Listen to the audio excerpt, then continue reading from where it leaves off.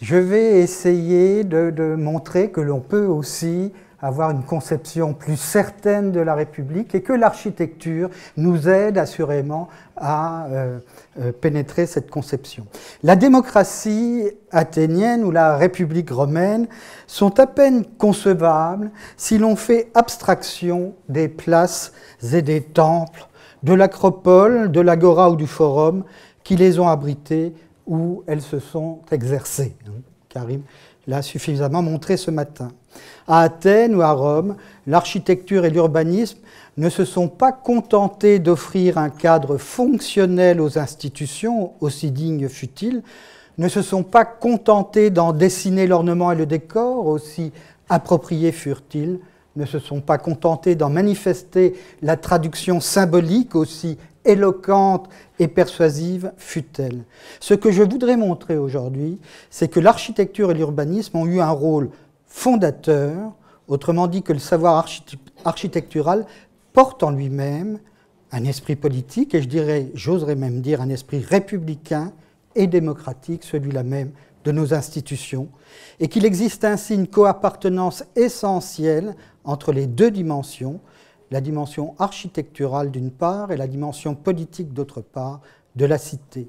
Une coappartenance dont le sens est aujourd'hui oublié, comme sont oubliés au demeurant les principes fondateurs de la République. Alors, on a beaucoup entendu, moins ces quelques derniers mois, mais beaucoup entendu au cours du quinquennat précédent le terme de République, mais qui n'a jamais été défini, et en particulier jamais été défini dans sa construction juridique du droit public et du service public, tel que la Troisième République l'a élaboré et qui est le socle de notre esprit républicain. J'y reviendrai.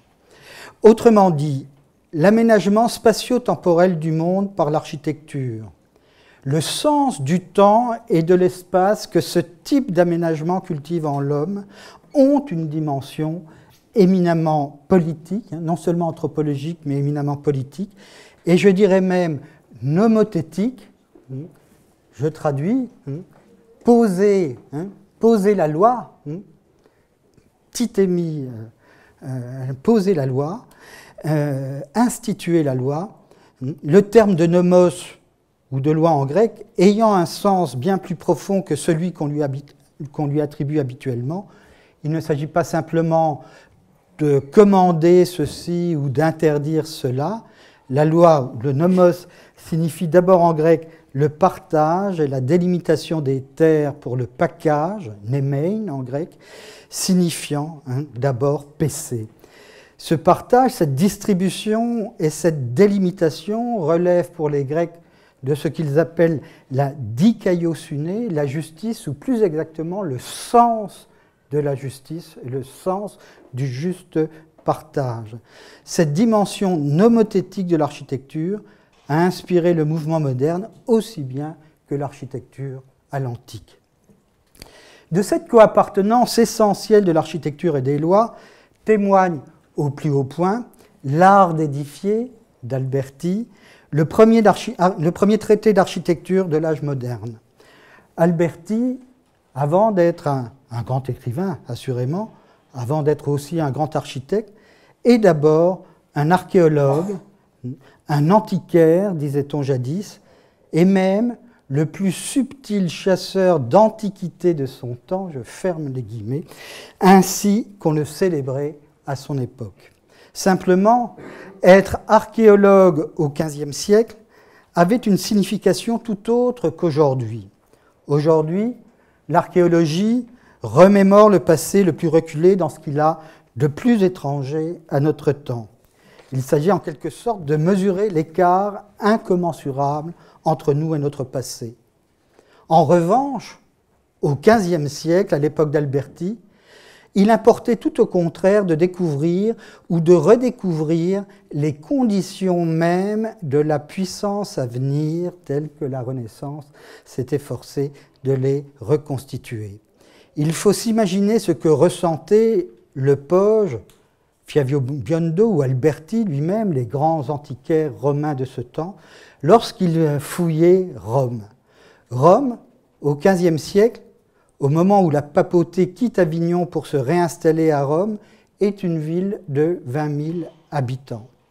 Or, à mesure que les antiquaires exhumaient les vestiges de la Rome antique, ils pressentaient que cette ville provinciale fut un jour immense, 1 million d'habitants sans doute, signe d'une puissance inouïe et plus jamais atteinte depuis lors. La Rome antique est le témoignage d'une puissance que l'Europe de la Renaissance s'efforcera de reconstituer. Rome signifiant en grec Romé, la force. Bref, fouiller Rome au XVe siècle, c'est comme aujourd'hui travailler pour ITER, c'est-à-dire pour la construction du surgénérateur d'énergie, à cette différence que la Rome antique est non seulement l'expression de la puissance matérielle des hommes, mais aussi de la puissance symbolique de leur institution et de leur être ensemble, ce que les Romains ont précisément appelé res publica. Ce qu'Alberti découvre aussi en fouillant Rome, c'est que cette puissance n'est pas brute, mais qu'elle est le résultat d'une séparation et d'une articulation des grandes fonctions constitutives de la société.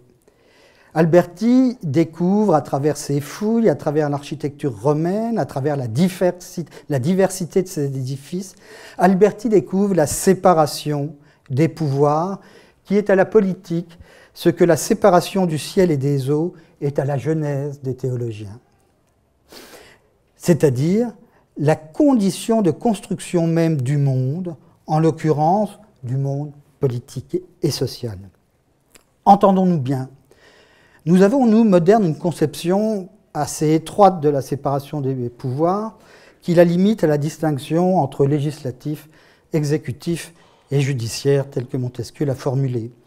La séparation des pouvoirs de la République romaine est beaucoup plus large et concerne l'ensemble des grandes fonctions symboliques de la société humaine.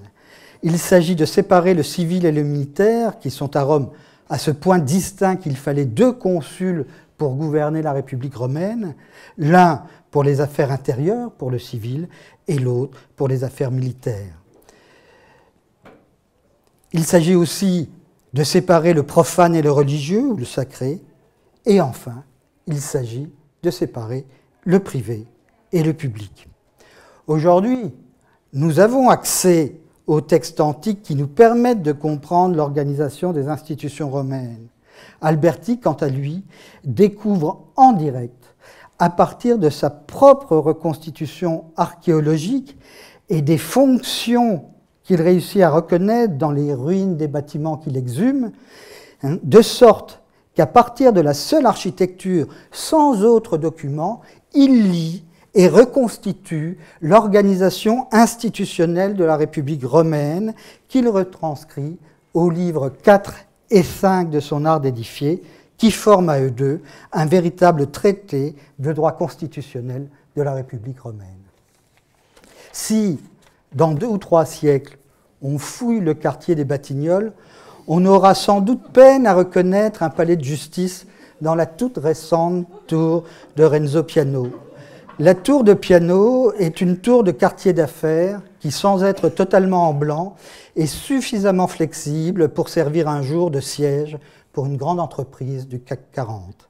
Elle symbolise ainsi la confusion du marché et du droit, dont témoigne de son côté l'utilisation de plus en plus répandue par la jurisprudence de ce qu'on appelle en France l'analyse économique du droit et aux États-Unis Law and Economics.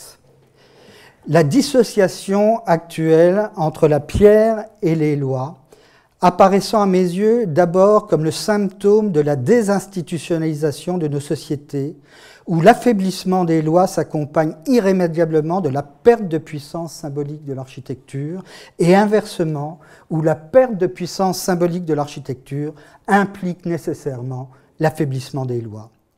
De cette dissociation entre l'architecture et les lois, de cette dissociation témoigne bien le sens que prend aujourd'hui la notion d'espace public. Et la dissociation qui s'opère présentement entre l'espace public avec un grand E, qui est une notion essentiellement politique et sociale, et d'autre part les espaces publics, au pluriel avec une minuscule, qui relèvent quant à eux de l'architecture et de l'urbanisme. Et je vais revenir sur un auteur dont on a beaucoup parlé hier, je vais revenir sur Habermas, à qui nous devons effectivement l'actualité ou l'importance dans le débat actuel de la notion d'espace public. Effectivement, la notion d'espace public telle qu'on l'entend depuis la thèse d'Habermas, une thèse de 1960, alors je ne vais pas rentrer dans les débats de traduction qu'on a évoqués hier, je vais citer son titre français, qui est à mon sens suffisamment éloquent, hein, l'espace public, archéologie de la publicité comme dimension constitutive de la société bourgeoise. Alors, il est tout de même intéressant de noter que le terme archéologie est aussi utilisé pour gommer la dimension architecturale de l'espace public. Donc cet espace public-là exclut, on l'a vu hier, totalement l'architecture et l'urbanisme de sa définition au profit de la constitution d'une organisation sociale purement immanente à elle-même, reposant uniquement sur les interactions spontanées de ses acteurs, sur ce qu'Habermas appelle l'agir communicationnel, l'espace public n'étant rien d'autre dans cette perspective philosophique que l'aire de jeu toute virtuelle de la délibération sociale et de la démocratie participative. Je ferai 3 remarques sur cette singulière définition de l'espace public. Première remarque. La notion d'espace devient ici purement métaphorique. On perd l'espace réel, comme en témoigne finalement ce primat de la communication que valorise Habermas. La communication remplace l'architecture. Or, nous verrons tout à l'heure qu'il n'y a pas de république, et ce sera ma thèse politique, sans une poétique transcendantale. Je veux dire par là, sans la construction des cadres spatio-temporels de la vie sociale, sans la dilatation de l'espace, et en particulier de l'espace public, et sans la construction de la durée. Alors je me répète, on ne peut pas parler de développement durable si on n'a pas une idée claire de ce qu'est la construction de la durée. Et dans l'ensemble des discours qu'on peut entendre sur cette notion de développement durable ou de responsabilité à l'égard de la génération future, le grand absent, la grande absente, c'est la durée. Je ferme la parenthèse. Donc cette question de la construction des cadres spatio-temporels formera ma dernière partie, qui sera aussi ma définition, ma contribution à la définition de la République. Deuxième remarque, est nié aussi par Habermas le fait que la société se construise à travers des objets, c'est-à-dire par la médiation de son système productif. Habermas fait partie de ces marxistes occidentaux, nombreux d'ailleurs, qui se sont attachés à la liquidation de l'État classique tout en se désintéressant de la dimension économique et productive du capital de Marx. Dernier point, remarque purement historique, Habermas fait naître son espace public virtuel, désarchitecturé, au XVIIIe siècle, pour en faire l'expression privilégiée des Lumières. C'est évidemment un grossier contresens historique, car le XVIIIe siècle, tout au contraire, voit l'émergence de l'espace public réel, architecturé et urbanisé. Olivier, hier, en a donné un suffisant témoignage. L'ouverture de sa ville, c'est cela, le grand urbanisme des Lumières, l'ouverture de la ville et de ses fonctions à une part de plus en plus large de la société, à travers, en particulier, ce qu'on appelle avec Voltaire les embellissements, une ville qui annonce déjà par son organisation la fameuse définition de la nation par l'abbé Sieyès dans ce texte non moins fameux « Qu'est-ce que le tiers-État ?» Je cite donc la définition de Sieyès, la nation comme articulation des travaux privés et des fonctions publiques. Et j'ose dire que l'urbanisme du XVIIIe siècle a sans aucun doute été l'avant-courrier de cette définition et donc de 1789. La notion habermasienne d'espace public est, à mes yeux, essentiellement le symptôme intellectuel de la désinstitutionnalisation contemporaine de la société, qui me semble très éloignée de l'esprit des Lumières, qui, au contraire, s'efforçait de rationaliser les institutions. Habermas accepte totalement le présupposé libéral selon laquelle la société est trop complexe, la société de son temps, pour qu'elle soit instituée par des constructions humaines non spontanées, par des constructions issues d'un projet. Et je dirais, construction humaine non spontanée, construction issue d'un projet, c'est ainsi que j'entends l'architecture au sens en tout cas général du terme, l'architecture moins en tant qu'œuvre d'art qu'en tant que savoir. Et sur ce point, il me semble qu'Habermas est très proche de Friedrich Hayek, en particulier de son grand essai « Droit, législation et liberté ». Hayek, je le rappelle, père avec Milton Friedman de la Reaganomics, de ce grand tournant néolibéral de la fin des années 70, du début des années 80.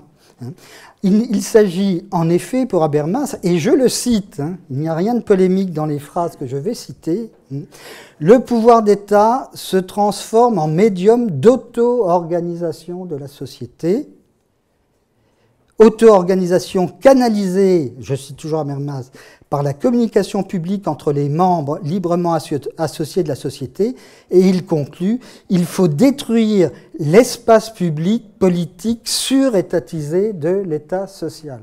Vous me conseillerez, vous lisez ça chez Hayek ou chez Habermas, quelle est la différence? Je répète dans ce que écrit Habermas, détruire l'espace public surétatisé de l'État social, je ferme les guillemets, type d'espace public auquel appartiennent assurément l'architecture et l'urbanisme aux yeux d'Habermas.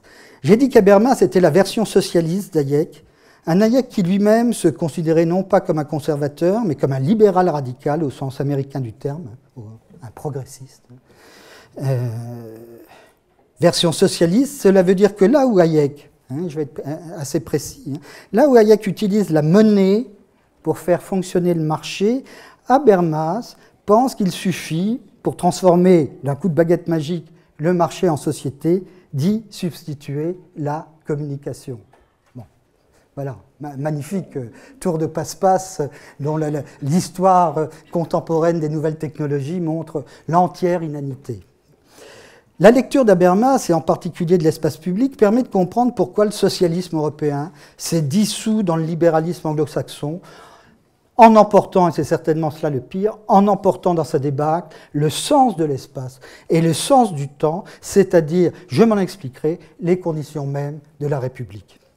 Cette conception virtuelle, abstraite, anti-architecturale de l'espace public, avec un E majuscule, influe nécessairement et malheureusement sur les espaces publics que ménagent l'architecture et l'urbanisme, les petits espaces pluriels. Voilà. Et de fait, ceux qui, parmi les théoriciens de l'architecture et de l'urbanisme, prennent aujourd'hui au sérieux la définition d'Habermas, et ils sont nombreux, ceux qui soumettent les espaces publics architecturaux à l'espace public communicationnel et à la philosophie qu'elle implique, sont obligés de réduire les espaces publics à la seule fonction de la circulation. Je cite Thierry Pacaud dans sa petite étude sur l'espace public qui date de 2009. J'ouvre les guillemets, je ne suis pas polémique, je cite. Je pense que les auteurs sont suffisamment polémiques avec eux-mêmes, mais bon. Qu'est-ce que la communication au sens large du terme? Point d'interrogation. C'est être en relation avec, cela sous-entend un échange quelconque de signes, peut-être même un déplacement, à coup sûr un transport, réel ou symbolique. La communication facilite la circulation indispensable au commerce. Le déplacement réclame des voies de communication. L'opération de réduction de l'espace public au seul espace viaire est réalisée. Bref, le domaine de l'espace public donc, se réduit au réseau de communication, au réseau viaire, et vous me concéderez que c'est là une conception, à mon sens, un peu pauvre de l'espace public. La circulation spatiale n'étant que le degré zéro de la communication et de ses virtualités infinies, comme chez Habermas, comme chez Hegel, l'architecture est l'art le plus bas et le plus trivial, l'art le plus opaque, le moins signifiant, chez Hegel par rapport à l'expression et à la vie de l'esprit, chez Habermas par rapport à la communication et à la liaison sociale. hein, au point que l'architecture, dans cette optique, ne communique rien, mais se contente de faire circuler. Et comme vous connaissez le slogan, hein, circuler, il n'y a rien à voir. Voilà. Évidemment, on ne saurait réduire l'espace public au seul réseau viaire et à ses annexes. Je montrerai qu'il n'y a rien dans l'architecture qui ne soit étranger à l'esprit public. Ou encore, et c'est une évidence, que l'architecture est un art par nature publique. Qu'il y a espace public dès le moment où il y a dilatation de l'espace et construction de la durée, et que la dilatation de l'espace, loin de favoriser la mobilisation totale dont la communication et la circulation ne sont que les instruments, ménage au contraire des arches, des espaces de débrayage qui redonnent aux hommes et aux femmes l'otium, le repos au sein même de leurs activités, sans lequel, aujourd'hui comme hier, il n'y a pas de citoyenneté ni de politique possible. Mais pourquoi la philosophie moderne cherche-t-elle ainsi à se débarrasser de l'architecture? Ce qui me semble une question théorique tout de même assez importante. Parce que l'architecture, sous sa forme nomothétique telle que je l'ai décrite à travers Alberti, l'architecture lui apparaît comme un redoutable instrument de domination, et Karim en a effectivement montré les moyens. Voici ce que Georges Bataille écrit en 1929 dans sa revue Documents. J'ouvre les guillemets. « C'est sous la forme des cathédrales et des palais que l'Église ou l'État s'adresse et impose silence aux multitudes. Il est évident en effet que les monuments inspirent la sagesse sociale et souvent même une véritable crainte. La prise de la Bastille est symbolique de cet état de choses. Il est difficile d'expliquer ce mouvement de foule autrement que par l'animosité du peuple contre les monuments, et Bataille conclut, les monuments qui sont ses véritables maîtres. » Et je vais continuer l'analyse de Bataille qui est tout de même intéressante et qui explique beaucoup de choses. Pour Bataille, qui pense ici essentiellement à l'architecture classique et néoclassique, l'architecture faite à l'image de l'homme et de ses proportions est comme une prothèse que conçoit l'homme pour imposer son ordre, sa loi au monde, c'est la dimension nomothétique de l'architecture, au point que cette prothèse s'autonomise et finit par imposer sa propre loi à l'homme, d'où la crainte de l'architecture.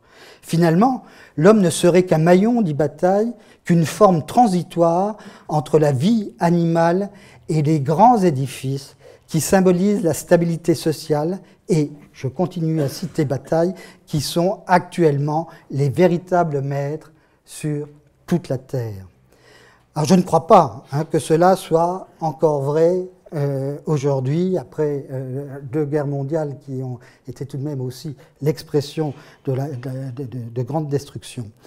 Bataille fait de l'architecture en 1929 l'équivalent de ce que Heidegger appellera 25 ans plus tard le Gestell, le dispositif technique, fruit de la raison humaine, qui finit par arraisonner l'homme, par l'asservir à son ordre mobilisateur au service de la production.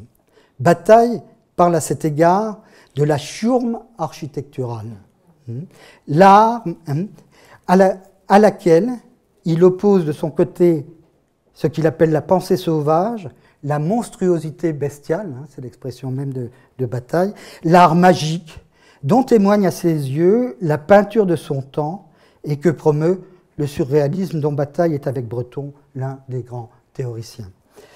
Il n'est pas nécessaire ici de rappeler l'importance du surréalisme non seulement dans l'histoire de l'art du XXe siècle, mais de façon plus générale dans la constitution de notre modernité, ou plus exactement de notre hypermodernité. Je ferai 3 remarques à cet égard. Première remarque, cette critique nous permet de mieux comprendre le divorce entre philosophie et architecture qui caractérise la pensée du XXe siècle et dont Habermas n'est qu'un symptôme parmi tant d'autres. Deuxième remarque, on ne peut pas dire que les nouvelles techniques qui se sont substituées à l'architecture, que ce soit les nouvelles technologies de l'information, de la communication, ou alors ce qu'on appelle aujourd'hui les NBIC, les nano, biotechnologies, l'information et la cognition, on ne peut pas dire que ces nouvelles technologies nous aient libérés du Gestell, nous aient aidés à nous en rendre maîtres.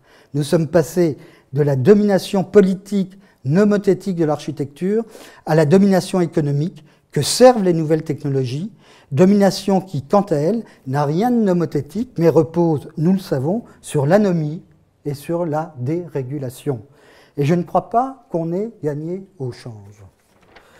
Troisième point, il me semble que le mouvement moderne, l'exact contemporain du surréalisme, et ce parallélisme mérite l'attention, a essayé de résoudre cette difficulté, c'est-à-dire essayer de garder cette dimension nomothétique de l'architecture, de ne pas basculer dans la sauvagerie, dans la monstruosité bestiale, pour reprendre l'expression de Bataille, tout en s'efforçant de transformer le rapport au pouvoir de l'architecture, mettre l'architecture au service du pouvoir de l'homme, mais non pas du pouvoir de l'homme sur l'homme, du pouvoir de l'homme sur les choses. Le pouvoir de l'homme sur les choses, c'est, vous le savez, le projet marxiste, mais c'est aussi, on le sait moins, le projet du droit public français tel qu'il se met en place au début du XIXe siècle, et je reviendrai sur ce dernier point. Et cela donc, en insistant sur la nature essentiellement publique de l'architecture, c'est-à-dire non pas de tel ou tel bâtiment affecté au service public, mais de l'acte même d'architecturer, de sorte que toute architecture aurait une dimension publique. Le mouvement moderne, une partie de celui-ci en tout cas, entretient un dialogue étroit avec l'architecture antique et classique, et je dirais même fait retour à l'origine de cette architecture, à son origine non pas historique, évidemment, on connaît l'importance de la critique historique, mais à son origine transcendantale, au sens husserlien du terme, qui met de côté la dimension historique pour mieux révéler l'origine intellectuelle, philosophique des savoirs. Je m'explique. Quand Husserl se demande ce qu'est l'origine de la géométrie, et en particulier des éléments d'Euclide, il se pose la question de l'aiguillon qui a conduit l'homme à concevoir cette construction de l'esprit qu'est la géométrie. Et il y répond en montrant que la géométrie euclidienne, c'est la projection à l'infini des puissances de l'esprit, initialement élaborées par les antiques arts de l'arpentage, de la mesure, de la terre. Cette explication par la projection infinie de notre rapport à la terre est d'autant plus frappante chez Husserl que la géométrie d'Euclide en elle-même ne comporte rien qui pourrait ressembler à une géométrie à n dimensions ou à une géométrie transfinie. Il faudra attendre la fin du XIXe siècle, ce qu'on appelle précisément les géométries non euclidiennes, pour accéder à une expérience de pensée mathématique de ce type d'infini.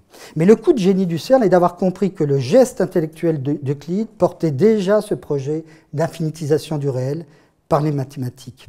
De la même façon, le mouvement moderne revient à l'origine de l'architecture antique ou à l'antique que le néoclassicisme ou les beaux-arts avaient totalement occulté. Et il revient en particulier à la notion de projet telle qu'Alberti ou bien Philaret l'avaient très clairement définie dans leur traité dès le milieu du XVe siècle, mais auquel s'était substituée au XVIIIe et au XIXe siècle la notion très différente de composition. Et mieux encore, le mouvement moderne revient à l'origine transcendantale du projet. On sait ce qu'est le projet. Je cite la définition d'Alberti, concevoir par avance dans l'atelier de son esprit l'ouvrage jusque dans le moindre de ses détails. Définition du XVe siècle. Bon. Mais ce que laisse pressentir la lecture d'Alberti et ce que le mouvement moderne mettra explicitement au clair, c'est que le projet est un formidable outil qui ouvre l'espace et le temps, un instrument privilégié d'espacement et de temporalisation, de ménagement de la distance. Et on a vu ce matin combien le ménagement de la distance jouait un rôle fondamental dans la constitution à la fois architecturale et politique de la cité antique. Or, cette dilatation construite de l'espace et du temps est au cœur du projet républicain. Je n'en prendrai qu'un exemple, celui du domaine public. Je rappelle que res publica en latin veut dire patrimoine ou domaine public, patrimoine ou domaine public en tant qu'il est au service du service public, à l'usage public, usui publico, dit le droit romain. Et donc on va faire un peu de théorie du droit public, et je terminerai sur ce point. On a beaucoup parlé des communs, et on parle beaucoup des communs aujourd'hui dans le débat juridique, non seulement philosophique, mais juridique, au point même que les communs sont censés se substituer à la théorie du domaine public. Et je voudrais revenir tout de même sur ce point, et je ne voudrais pas qu'on jette le bébé avec l'eau du bain. Et je voudrais montrer la spécificité et l'intérêt de la question du domaine public dans la construction de ce que j'appelle cette poétique spatio-transcendantale, cette construction de l'espace et du temps. Alors je vais expliquer ce qu'est le domaine public dans le droit public français, et on trouverait des choses équivalentes dans le droit public germanique. Il ne suffit pas aux choses d'être possession de l'État pour appartenir au domaine public. Donc il faut faire une distinction. Je veux dire, et domaine public, non pas tout ce que l'État possède, parce que là il y aurait une convertibilité entre l'État pragmatique et puis sa propriété. Ce n'est pas ce que dit le droit. Nombre de biens possédés par l'État ne sont pas du domaine public, mais relèvent de ce qu'on appelle le domaine privé de l'État. Le domaine public est en réalité un bien dont la nature particulière, ou en tout cas l'affectation particulière, implique nécessairement qu'il revient à l'État de s'en occuper, État qui, par cette mission, se légitime en tant qu'État. Au demeurant, si de son domaine privé, l'État est bien le propriétaire, il fait preuve sur le domaine public moins d'un droit de propriété que d'un simple droit de protection et de surveillance, comme si le domaine public était essentiellement un dépôt confié à l'État, je cite la jurisprudence, pour le conserver, le protéger et le rendre plus utile à tous les sujets. La doctrine juridique parle à cet égard de domaine de protection pour le distinguer du domaine de profit de la propriété privée de l'État. Ce qui distingue le domaine public de la propriété privée, que celle-ci soit détenue par des particuliers, par des sociétés ou par l'État, c'est que le domaine public est extra commercium, en dehors de l'échange, en tant que tel inaliénable, tandis que le domaine privé est au service de la production et du profit. Le domaine privé de l'État concerne ses biens productifs, tandis que le domaine public est, ou plus exactement devrait être, parce qu'il y a malheureusement un écart entre le fait et le droit en cette affaire, devrait être par nature improductif, étranger à toute finalité de profit, concernant des biens affectés à un intérêt purement juridique et non pas économique. Prenons l'exemple du régime juridique des forêts domaniales. Le Conseil d'État refuse de considérer la forêt domaniale comme un service public du fait que son usage principal est son exploitation économique, mais le juge reconnaît néanmoins le caractère de service public à la fonction de protection et de reboisement des forêts. Donc là, on a un exemple extrêmement clair de la séparation, la summa divisio que le juge met en place entre le domaine privé de l'État comme domaine de profit et domaine de production et le domaine public qui est, lui, un domaine extra-commercium qui a essentiellement pour finalité la protection et la conservation. Et je dirais que toute architecture, d'une certaine façon, est semblable à une forêt domaniale, à la fois privée et publique, productive et improductive. La théorie classique de l'architecture, la théorie vitruvienne, distingue ainsi deux fins de l'édifice. D'abord, la fin d'usage, la fin fonctionnelle, la fin d'intention première, dira Barbaro, et une seconde fin que Barbaro définit comme la fin de l'œuvre propre, la fin immanente à l'œuvre, la fin de l'œuvre proprement dite, le fait que l'œuvre soit à elle-même sa propre fin, obéissant moins aux exigences fonctionnelles du programme qu'à l'intelligence propre de son projet dans le mouvement même de sa morphogénèse. Faut-il rappeler que pour le vitruvianisme, ce qui est proprement fonctionnel ce que Vitruve appelle la distribution ou encore l'économie de l'édifice, c'est ainsi qu'il définit la distribution, doit nécessairement dialoguer avec le système des proportions, avec l'harmonie linéaire, ainsi qu'avec la dimension non pas fonctionnelle, mais symbolique de l'architecture, que la doctrine classique assimile à la convenance et qui est étroitement liée au système ornemental, de sorte que la fonction est non pas niée, mais sublimée, magnifiée par sa dimension non fonctionnelle, harmonique et ornementale. Cicéron, et je conclurai sur ce grand penseur de la République, on me l'accordera, en tout cas de la République romaine, et qui a tellement nourri l'esprit républicain à partir de la Renaissance, Cicéron, à la fin de son traité des devoirs, fait un magnifique éloge de Scipion.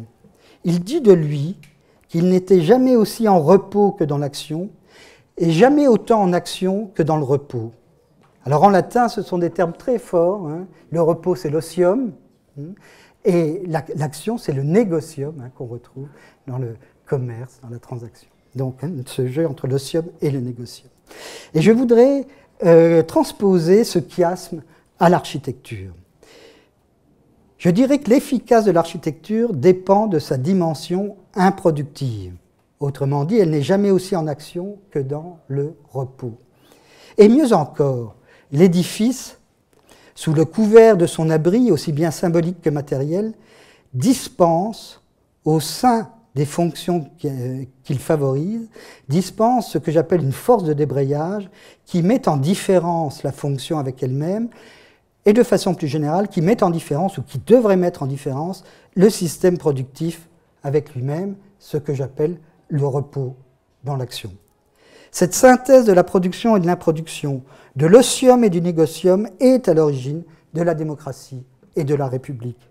Or, l'architecture est certainement la seule activité, du moins au sein du système productif actuel, la seule activité qui puisse encore y correspondre. Merci de votre attention.